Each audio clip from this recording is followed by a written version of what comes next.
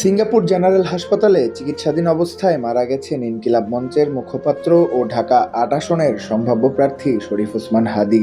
NCP স্বাস্থ্য সেলের প্রধান ডাক্তার আহাদ ভিডিও বার্তায় তার মৃত্যুর বিষয়টি নিশ্চিত করেন। তিনি জানান, সিঙ্গাপুর জেনারেল হাসপাতালে থেকেই হাদীর মৃত্যুর খবর পাওয়া গেছে।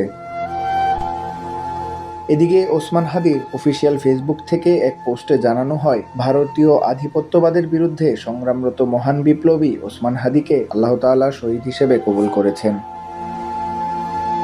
এর আগে গত ১২ ডিসেম্বর রাজধানীর বিজয়নগর বক্স কালভার্ট এলাকায় নির্বাচনী প্রচারণা শেষে সোহরাওয়ার্দী উদ্যানে যাওয়ার পথে গুলিবিদ্ধ হন ওসমান হাদী। গুরুতর আহত অবস্থায় প্রথমে তাকে ঢাকা মেডিকেল কলেজ হাসপাতালে নেওয়া হয়, যেখানে তার মস্তিষ্কে অস্ত্রোপচার করা হয়। পরে উন্নত চিকিৎসার জন্য ভর্তি করা হয় এভার কেয়ার হাসপাতালে। চিকিৎসকদের ভাষ্য অনুযায়ী হাদীর মস্তিষ্কে অতিরিক্ত ফোলা, ব্রেন স্ট্রেমে আঘাত ও উচ্চ রক্তচাপের অস্বাভাবিক ওঠানামার কারণে জীবন অবাক না করলে কে করবে? 28% মিল্ক ফ্যাটের অবাক করার সাথে ফ্রেশ মিল্ক পাউডার। জীবন অবাক করুক প্রতিদিন। তার অবস্থা শুরু থেকেই ছিল অত্যন্ত সংকটাপন্ন।